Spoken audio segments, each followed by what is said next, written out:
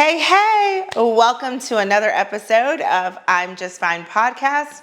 I am your fabulous host, ChrisLynn, and today we are back in the kitchen. That's right, we are going to be making a cocktail today. I know you guys made it through dry January, but it's now February, and we're making a cocktail. I told you guys, I promised we would get into some alcoholic beverages. We just needed to get through dry January.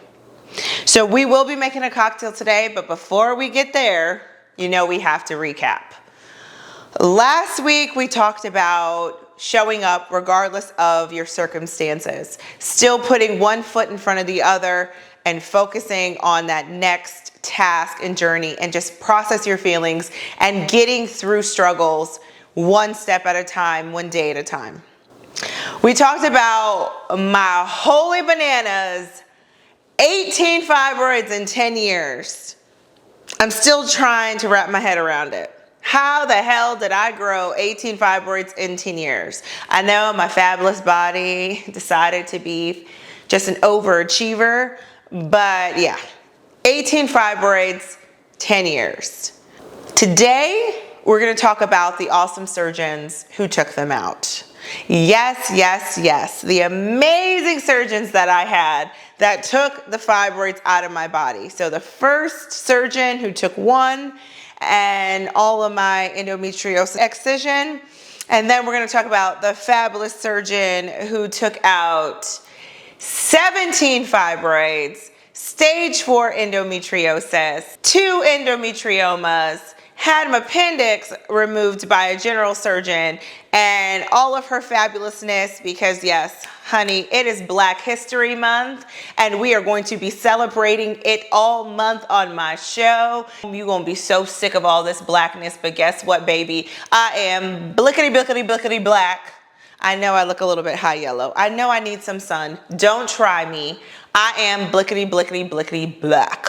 So we are going to be celebrating Black History Month. I'm gonna talk about my Black surgeons.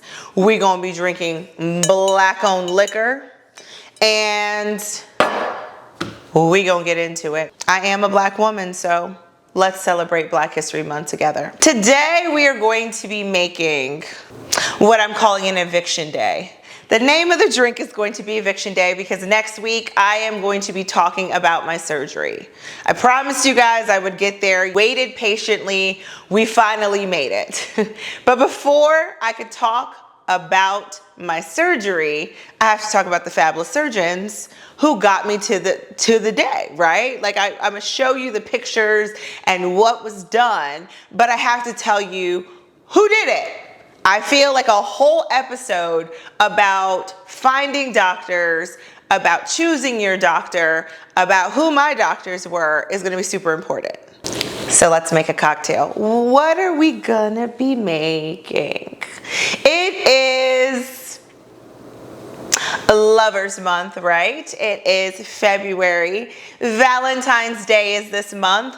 We have Singles Awareness Day this month. We have Galentine's Day this month. We have Situationship Day this month. And we also have Side Piece Month. Yes, all of those days are inside of this month. And we are going to be acknowledging all of them today on this show. So, ladies, I am going to be showing you how to make a cocktail for your significant other. How sweet is that, right?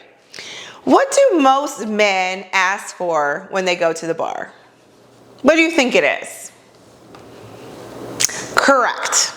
An old fashioned. That is exactly what most men order. When they go to the bar, they look at the menu and they're like, a lot of fruity cocktails. Some of them might order the fruity cocktails. There's nothing wrong with that. But most men, when it came to me bartending, ordered rum and coke, vodka soda, old fashioned. So I am going to teach you how to make an old fashioned. It is a very simple cocktail to make. I know it looks super complex because there's a lot of things going on, but you know your girl is extra. So I am adding a little bit of smoke, Yes, I bought a smoker. I told you, I'm excited about bartending. So I'm actually going to be smoking this cocktail. And if you are interested in smoking, buy you a smoker. Get you some fire. Now, by all means, be safe. You don't want to burn your house down. So make sure if you are using a smoker that you are safe while doing it. So we are using Uncle Nearest. It is a Black-owned whiskey brand, and I decided that I was gonna try it. I've never tried Uncle Nearest. I don't know what it tastes like, but I am excited to try it because it is Black-owned, and we are celebrating Black History Month. So I'm going to pop this bottle. It smells good. And it says not a single drop of whiskey made it into this bottle without me first tasting it and approving it. I'm confident you'll love it too. Let's take a sip. Why not? Let's taste it. That's how you know if a liquor is good. You can taste it, drink it straight, and it will go down smoothly and you will enjoy it. Ooh, there's no harsh burning. I actually quite enjoyed that. Let's read the back. The back says, Uncle Nearest, 1884, continues the remarkable legacy of Tennessee distilling legend Nearest Green, the first known African-American master distiller. Each small batch is curated by his great-great-granddaughter, Whiskey Magazine's 2021 Master Blender of the Year, Victoria Edie Butler, utilizing the process of maple charcoal mellowing that Nearest helped perfect over 160 years ago. 1884 delivers a whiskey that is as smooth as it is complex. And I absolutely agree with that because it was very smooth. It went down. I could definitely taste the maple and I would recommend it. So the wood we're pairing with it is cherry. Definitely goes well with maple. So we're gonna have a cherry maple flavor. This is gonna be the wood that I'm smoking. So let's get started. We need Marciano cherries. We need orange slices. Of course, our whiskey or bourbon. We are using whiskey. You need Angostura bitters. You need a stirring spoon. A little bit of simple syrup goes a long way, I promise. Some people don't put simple syrup in their old fashions, but a little bit of simple syrup will go a long way. So I have just ½ ounce of simple syrup. We are not going to do a lot. So when you are dealing with a bourbon or a whiskey, you don't do a lot of shaking, you don't do a lot of processing because you don't want to break apart the liquor. There's certain liquors that you should shake, that's vodkas, that's gins. Sometimes gins should just be stirred, but this is going to be one that we are just going to stir, okay? I almost forgot. You know your girl's a little, I told you I'm bougie. It doesn't, when it comes to my liquor, I am bougie. Give me a second.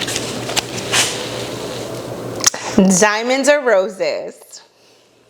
So when you make an old fashioned, you need a large ice cube. And your girl has large ice cube. The large ice cube I'm going to use is a diamond. Diamonds are a girl's best friend. And yes, my cup has a beautiful C on it. This is all about me, but ladies, let's not forget, even though diamonds are a girl's best friend, we are making a cocktail for our significant other, okay? We are going to make sure that we take care of them as much as they take care of us, okay? So we got our ice cube. We got our glass, so make sure it is a short glass. That's what you make your old fashions in. Into our shaker, again, we're not shaking. We are going to put a Marciano cherry. I ain't gonna lie, I'm gonna do 2 because I like Marciano cherries. We are going to put an orange, and we are going to add our simple syrup, and we got to add our liquor. So I have my jigger pour. Now, depending on how much liquor you want to put in this, now, depending on how boozy you're trying to make it, generally what goes into an old fashioned is 2 to 3 ounces of liquor, depending on how boozy you're trying to get. I'm gonna use 2 ounces, okay? Because I'm not trying to get too boozy. So I'm gonna go ahead and I'm gonna pour 1 ounce, 2 ounces, and then I'm gonna muddle. I got my awesome muddler. We are going to break up that Marciano cherry, and we are going to muddle that orange. So we're gonna make sure that we get all of those juices right on out of the fruit. So we're just gonna muddle. Again, we're not gonna kill our fruit, right? Now we're gonna add our Angostura bitters. Now this doesn't have a measurement. This is just kind of dash, dash, dash. Just make sure you get a couple of dashes in there. That's it. You don't want to put too much because it's going to have a weird taste if you put too much of the bitters in it, right? It's bitters. You're going to take the cocktail. You're just going to give it a couple swirls with your bar spoon. You're just going to swirl it. You can smell the bitters. And then we have our orange peel. Now, some people like to do a swirl and get it all fancy. I didn't do all that. I just have my orange peel. I just cut a thin piece of orange. And you want to squeeze it a little bit and put it around the rim. And the reason why that is because it gives off an aroma. So when you go to drink it, you're going to smell the orange peel.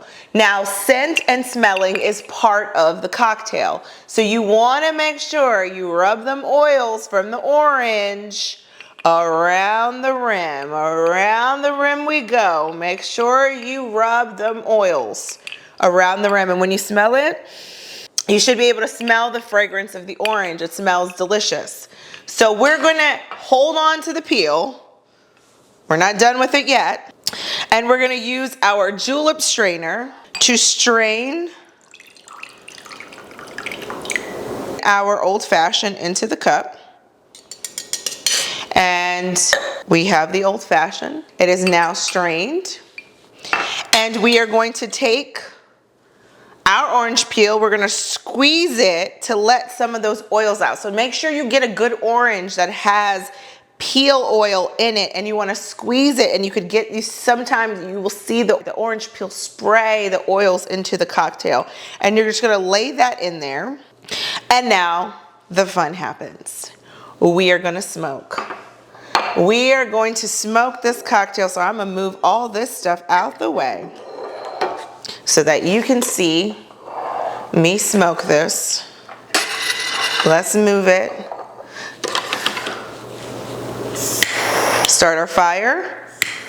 And we're just gonna go ahead and set that on fire. And now we let it sit for a little bit. So you know when you go to the table and they open it up at the table and all the smoke comes out, how pretty that is. Look how pretty the smoke is just coming out. And we have our old fashioned. We're gonna take a sip. Delicious. It's well balanced. It's perfect. It's not too sweet. This is a great liquor to make an old fashioned with. I'm not even gonna lie. You come to my house and you want an old fashioned, I'm gonna make you an old fashioned. This is a delicious whiskey to make an old fashioned with. Okay, well, let me clean all this up and then we'll get started, okay, on our conversation about my doctors. I'll be right back. Okay, ladies, did you enjoy that? Gentlemen, if you're here too, I hope you enjoyed making it old fashioned with me. I did add another ice cube because I like my drinks super cold, and that ice cube was really melting. So it's a drink that you sip. We're gonna sip and have a conversation about my doctors. I'm so excited to have this conversation because I just love my surgeons. I do. I really, really do. And if I can introduce you to my surgeons and you have such an amazing experience that I did, then that's all that matters. So I'm going to start with my surgeon in Florida because that was the first surgery I had. So my first surgery was September 1st, 2017. My surgeon was Dr. Michael Stine, and it was in Tampa, Florida. Now I have to tell you a funny story. You know, there's always a story. You know, guys, I always have a story, guys. I do. I always have a story. So once Dr. Jazz got my CT scan back, so we talked about Dr. Jazz, she found my endometrioma. And she told me to get a CT scan stat. If you don't know what I'm talking about, please go back and watch my endometriosis video. I talk all about how Dr. Jazz found my endometrioma. So after I got the stat exam back, I'm super scared because she tells me I need to have surgery. I had a 5.3-ish centimeter endometrioma growing in my right ovary. She tells me to call her front desk and they're gonna give me the information for the surgeon. So I say, okay, great. I'm gonna go ahead, call the doctor. We're gonna set this up. Now, just my luck. This is not funny, but I could laugh about it now. When I called, her front desk did not know which Dr. Stine to give me. So there is a Dr. Jessica Stine and there is a Dr. Michael Stine. They are a power couple. They are man and wife, except they do two very different surgeries. Dr. Jessica Stine does oncology gynecology, and Dr. Michael Stine does just regular OBGYN, benign everything else. So imagine me getting Dr. Jessica Stine's number and losing my mind for 24 hours thinking that I have cancer. So I called Dr. Jazz in a panic. I'm like, Dr. Jazz, why didn't you tell me I have cancer? You told me I was going to be fine. And she's like, what are you talking about? You don't have cancer. You have an endometrioma. It's not cancerous. It's benign.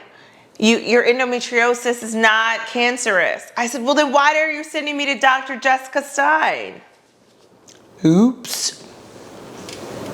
So that's just an FYI. If you got to go see Dr. Jessica Stine in Tampa, she's an oncology gynecologist. Her amazing husband who did my surgery, he does everything else.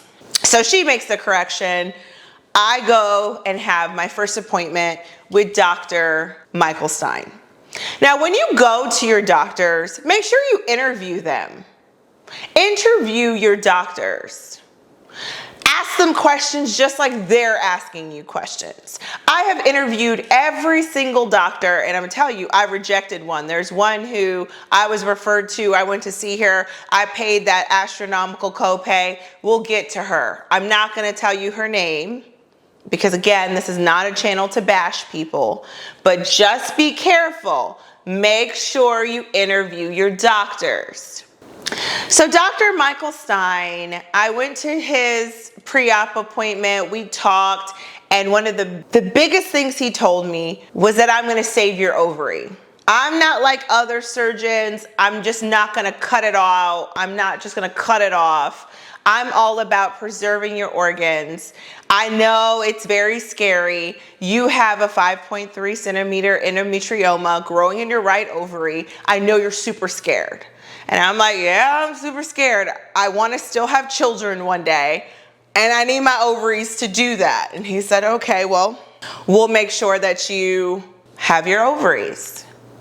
But you do gotta sign this here consent form. If things look a little sketch and a little messy, we have every right to take it out. We're not gonna wake you up, take you out of anesthesia, get your consent, and put you back to sleep. We're gonna tell you to sign all your organs away right now. So that's the thing about endometriosis. We talked about this. They make you sign the waiver before every surgery. If your organs are compromised, you give us the right to cut them out. So I gave him the right. cut out the ovary. If it's dead, I mean, what am I gonna do with it? Ain't gonna do nothing. So cut out the ovary, cut out fallopian tubes, whatever you need to take out, but be as conservative as possible. I look for conservative doctors. I do not want any doctor cutting me who's just gonna be like, whoosh. It's just easier to cut out the organ. And I said, okay, I'm ready. So I had my first surgery, and it wasn't so bad after.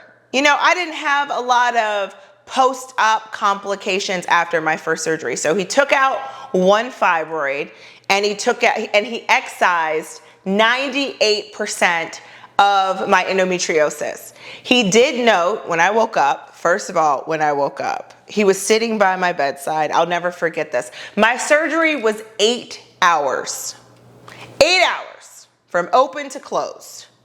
When I woke up and came to, he was sitting at the edge of my bed, and he told me it was a shit show.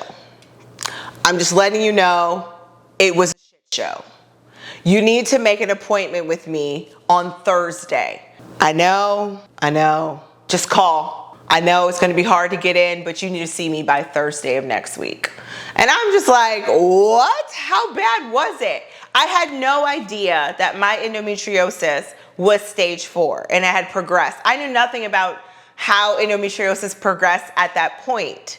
It wasn't until my surgery, my very first surgery, that I learned how aggressive and how dangerous endometriosis could be. He was like, everything was stuck to everything. I had to excise a bunch of stuff. And, you know, he had explained to me your poor ovary was stuck and this was stuck, and I excised.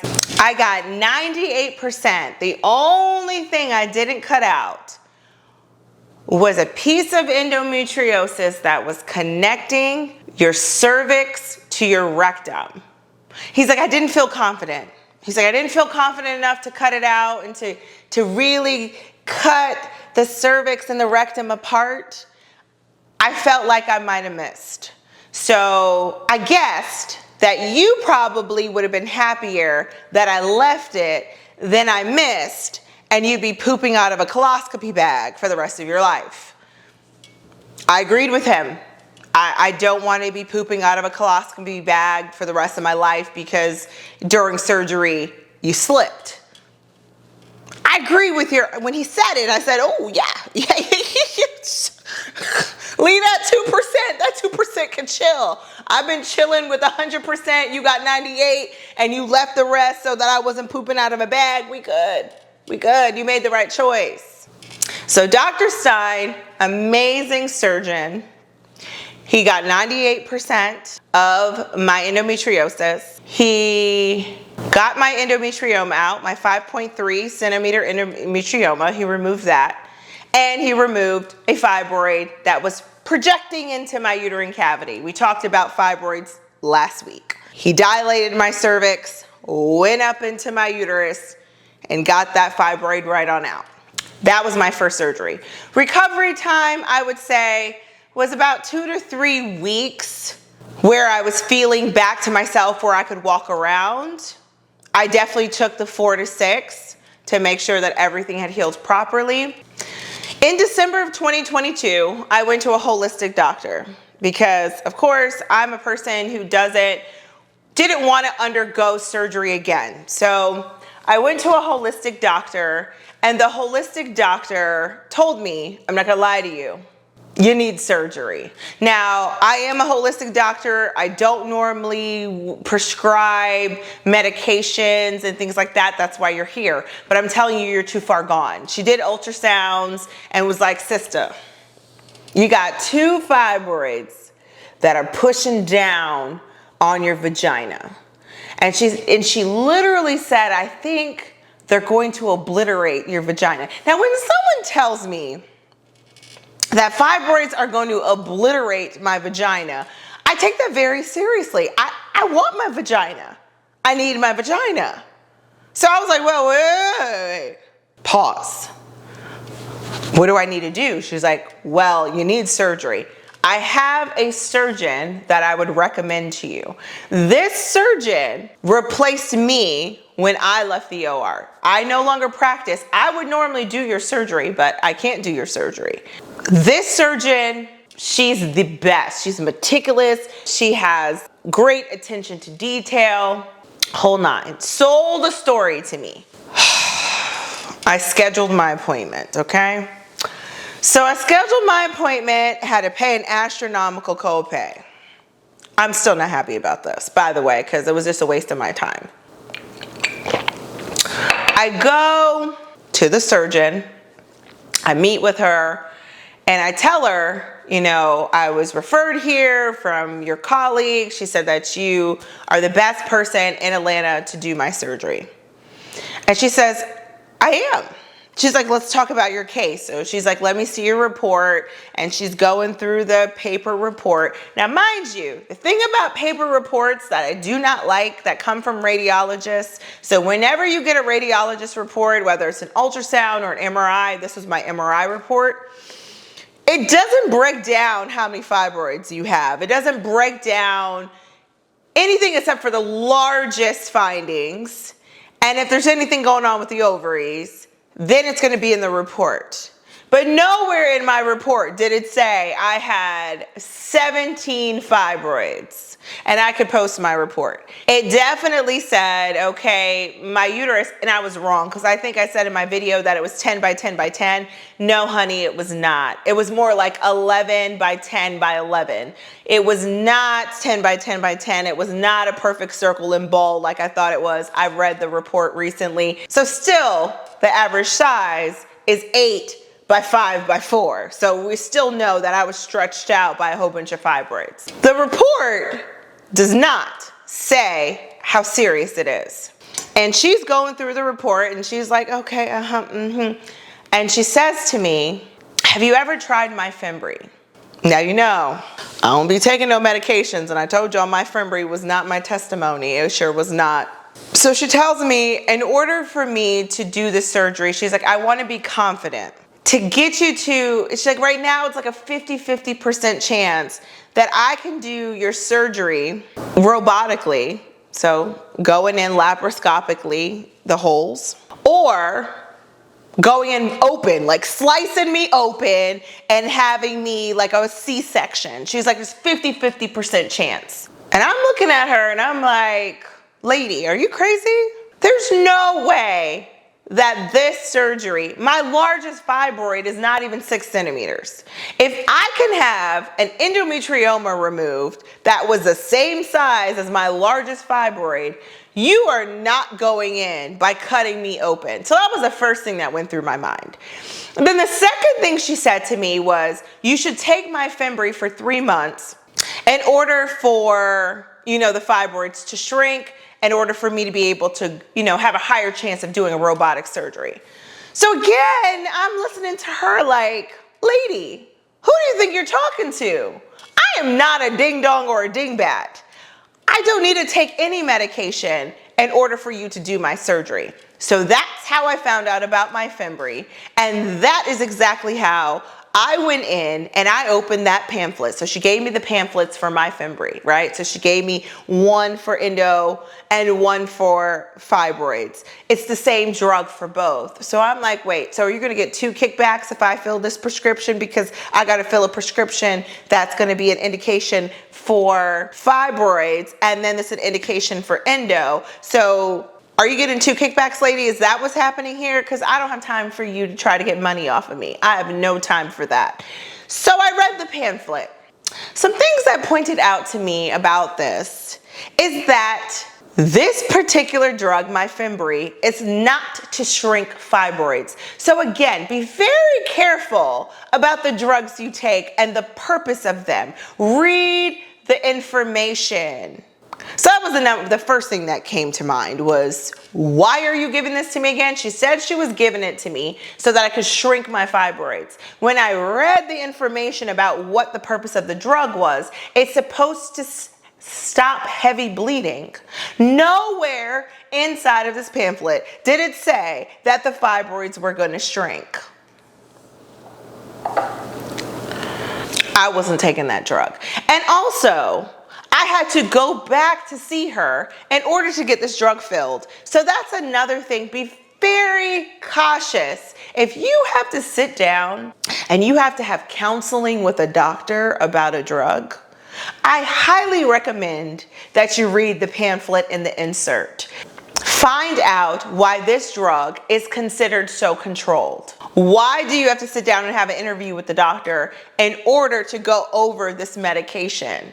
Okay? Because as you know, doctors can write you scripts and then you go and you just fill the script at the pharmacy. This drug is not one of them. Myfembree and Lupron are drugs that are not ones that you could just go get a script and go and fill it at the pharmacy. You have to sit down with your doctor and they have to talk to you about all of the side effects and everything you can expect. And there's a reason for that. So my answer was no. So after talking to this doctor, this miraculous surgeon who's very meticulous, I was like, I'm done. I'm done. I'm not, I don't feel that rapport. I don't like you. I'm interviewing you and you're just kind of rushing me through this conversation. I'm meeting you for the first time and I feel like you're a stranger, but you're going to be cutting into me? Absolutely not. So that was January when I met with her. And I'm like, okay, well now I'm back to square one. How am I going to find a surgeon? I ended up just leaving it alone. My friends were like, ChrisLynn, do not put this off. You have to get surgery. And I know you're going to put it off. You're going to ignore it. You're going to minimize it. You're going to ImJustFine it. And you're just going to put it on the wayside. You're going to compartmentalize it and you're going to leave it alone. So I'm like, yeah, guys, I need to get surgery, you know? How did I find my surgeon? I told my surgeon, and I tell everybody, my surgeon I was directed by God to this particular surgeon. I'm a religious person. I believe in God.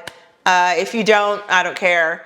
But I just have seen too much and know too much to sit here and say that there isn't a God, okay? God likes to speak to me at 3 o'clock in the morning, or 2 o'clock in the morning, 2 to 3. He wakes me up out of my sleep and it's almost like sudden. It's almost like someone is sitting in the room with you. So I had prayed about this. I was like, Lord, I have to get surgery. This is not my surgeon. So 3 o'clock in the morning, I wake up. I'm like, okay. And I just start Googling surgeons. And I put in black, female, surgeon, fibroids, and endo. That's what I put in the Google search. And one person popped up, Dr. Soyini Hawkins. Now, I went to her before I saw that she was on The Housewives, before I saw that she was on reality TV shows. I had no idea she was on reality TV shows until after I booked with her. The reason why I went to her had nothing to do with her being on TV. So Dr. Hawkins, her profile, she has both endometriosis and she has fibroids and she is sister and she got sister locks. And I said, oh, okay, Lord, you already know. You already know. Let's go ahead and let's call tomorrow. And I call and I'm like, I need to make an appointment with Dr. Soyini Hawkins. And they say it's going to be 3 months before I can see her. So I already know. Any doctor that it takes 3 months to get in with them, that's who you need to go see, okay? That means she got a lot of patients. That means he got a lot of patients. And that means his waiting list is worth waiting for, okay? All my doctors that I see, they got a 3-month waiting list. All my specialists, 3-month waiting list. So I'm smart. I'm like, okay, well, Lord, here we are again. I'm going to go see her colleague. I'm going to get in with her colleague. Her colleague is going to say, I'm not going to do your surgery. Dr. Hawkins is. That's what's going to happen. And I promise you, that's how, you just listen to the story. That's what I had a conversation with God. So I was able to schedule with Dr. Davis first. I met with Dr. Davis. You might have seen Dr. Davis on Married to Medicine. She recently was on season 10. She's talking with Dr. Greg's wife about her fibroids and endometriosis. Before I have my appointment with Dr. Davis, I wanted to provide them with all my medical records, right? Like a good patient. I wanted to go a week in advance. I wanted them to have all of my history. I had everything printed out. I did all the paperwork. I went on their website, did all the paperwork, and then I couldn't find their phone number. I couldn't remember the day of my appointment. All this stuff happened, and I'm like, oh my gosh, Lord, I can't find the phone number. Then I went Googling, had difficulty finding the phone number.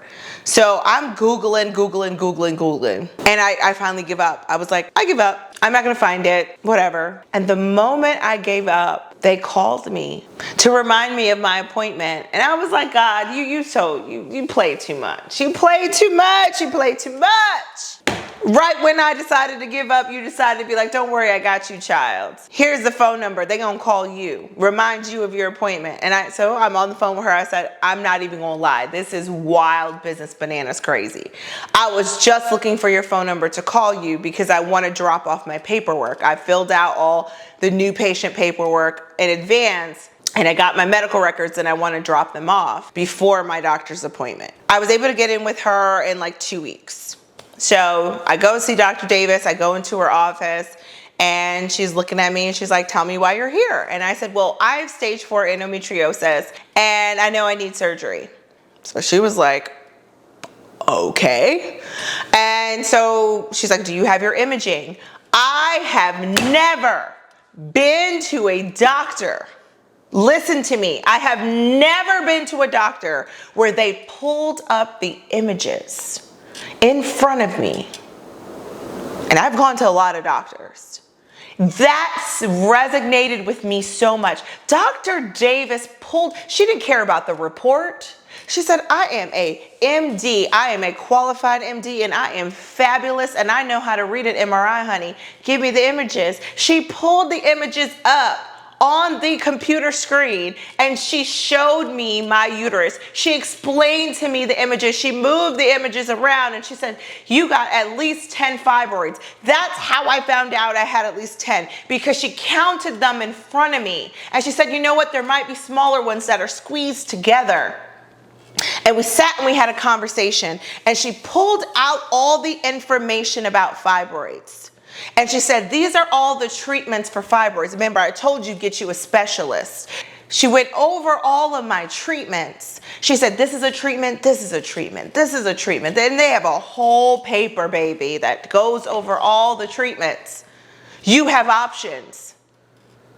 But then she told me, listening to your circumstances, though, I don't think that any of these above options apply to you. You need to go ahead to this bottom option that says surgery. And the reason why I say you need to have surgery is because I know you have at least 10 fibroids, but you're telling me that at your first surgery, you had stage 4 endometriosis. That means you still have stage 4. And I said, yep, you're right. I'm here for surgery. I told you that. These other options, and I said, I'm not here for my fibroids. My fibroids, getting those removed are sugar coating on top. I am here to have my endometriosis excised because I know how dangerous my endometriosis can get.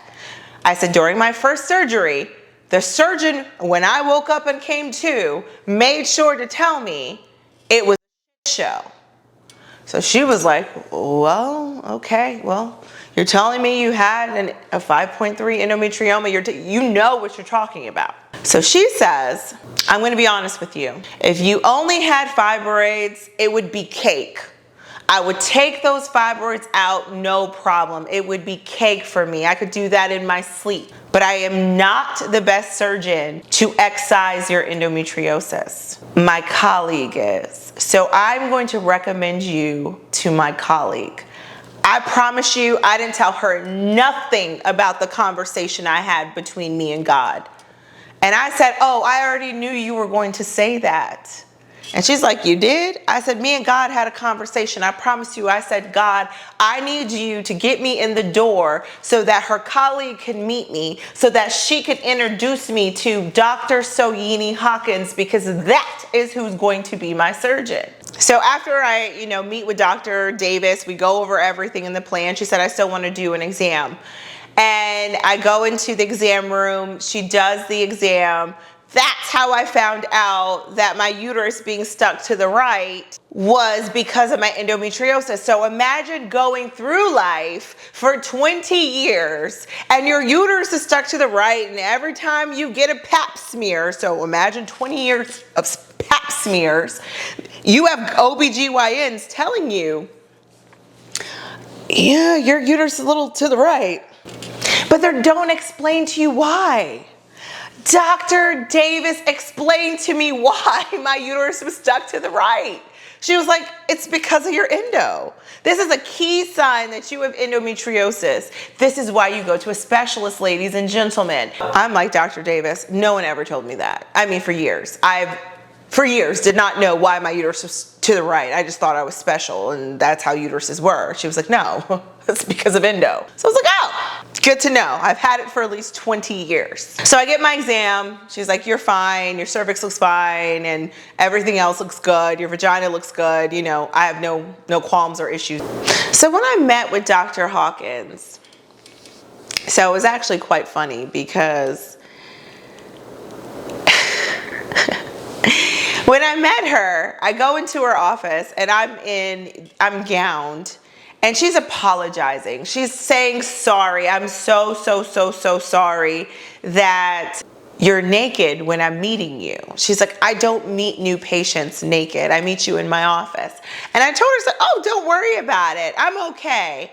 I was like, you're going to be all up in this box anyway. You're about to be real well acquainted. So let's just go ahead and pass all the semantics and the greetings.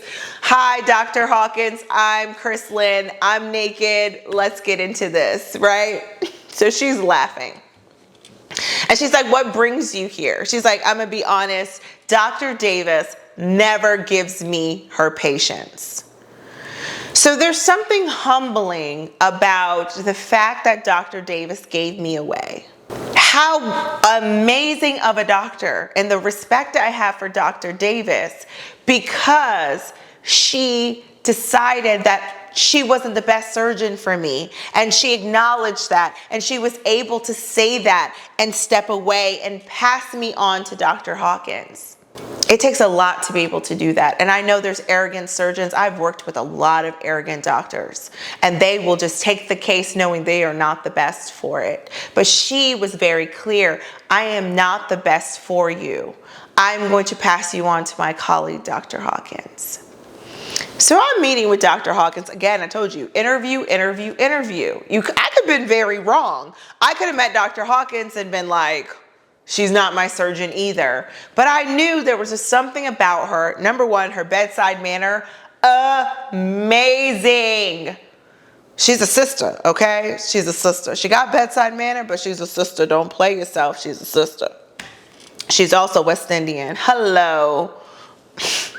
God made sure I found my surgeon. She's a sister. She's West Indian. She got sister locks. She's chocolate. She's beautiful. And she's brilliant, okay?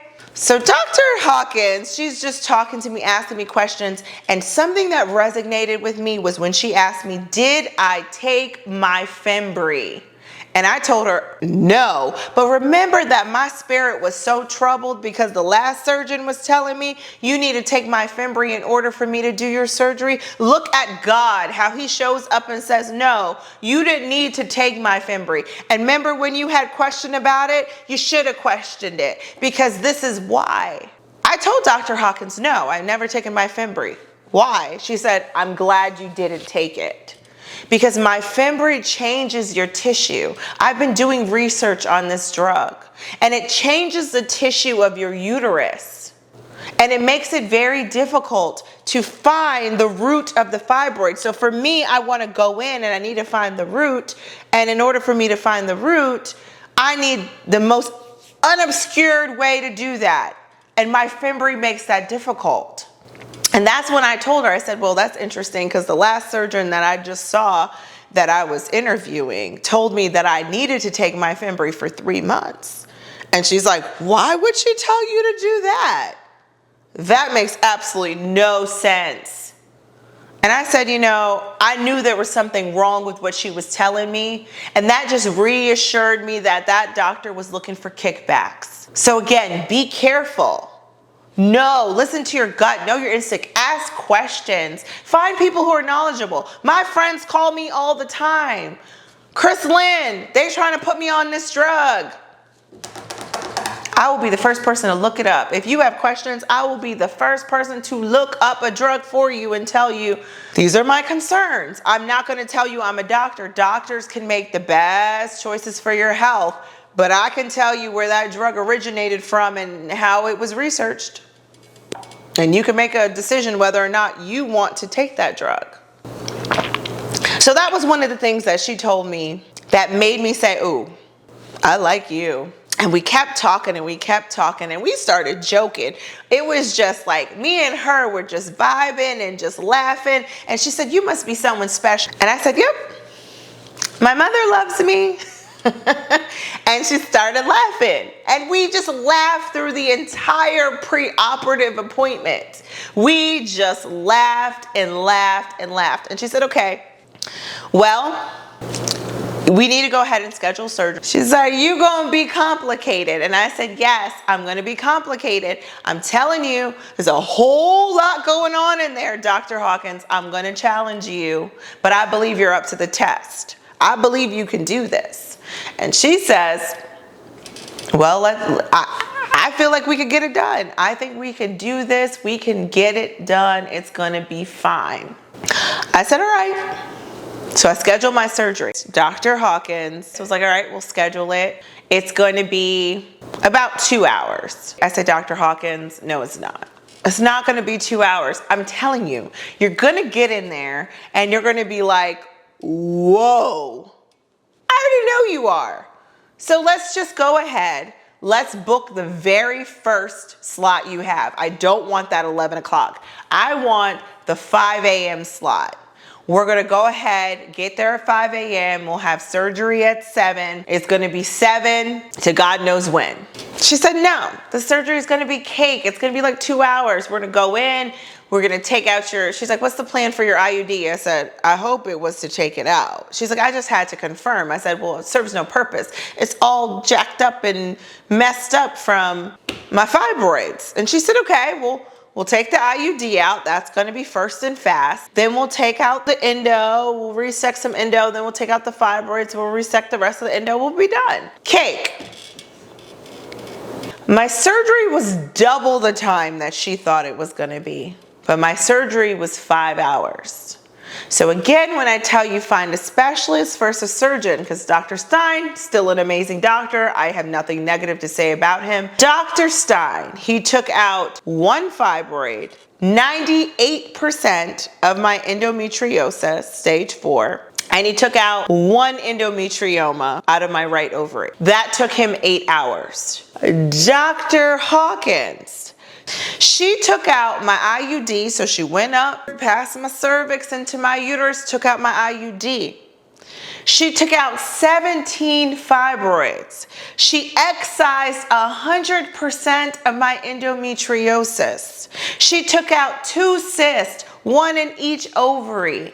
Still had time to call the general surgeon who took out my appendix, and all of that was done in 5.5 hours. And baby, she adjusted that crown afterwards because she did all of that in 5.5 hours, whereas my first surgeon did a lot less and it was 8 hours.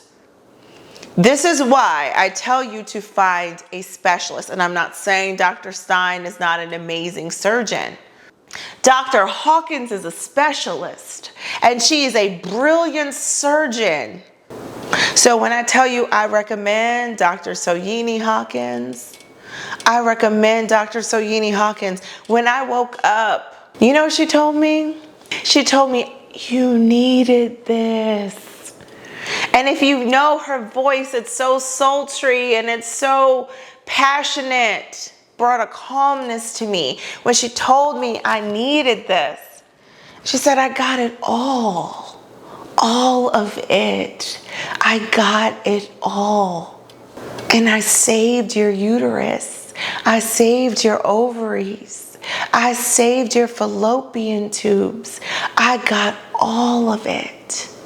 If you are in the Atlanta, Georgia area, or if you could travel to the Atlanta, Georgia area, you need to go see Dr. Soyini Hawkins or Dr. Davis. I didn't have surgery with Dr. Davis, but I feel like I could trust Dr. Davis to go ahead and cut up inside of me too. Now we've talked about my surgeons, how amazing they are. So I will close with this. Make today your last day one. You know how it goes. I'm not going to end a show without it. If there's something you want to start it today. Make it your last day one. You're going to start today and you're going to keep going. There's not going to be another point where you're going to restart whatever that is that you started. I believe in you. You can do it. So as always, if you like my content, like, get those likes up, like. You see the video, like it. Definitely subscribe to my network. If you like my content, when I post, you will get information. Share with your friends. Share. There's a lot of women out there that have fibroids. There's a lot of women out there that have endo. And if your solutions and goals are to have surgery like I did, go to my surgeon. If your solution and goals are other things, go to a specialist. Again, Dr. Davis and Dr. Hawkins are specialists in fibroids and endo and uterine pain. They don't only perform surgery. Find you a specialist. I found mine. It worked out for me. So, have a great week. Thanks for joining, and I'll see you next time. Cheers.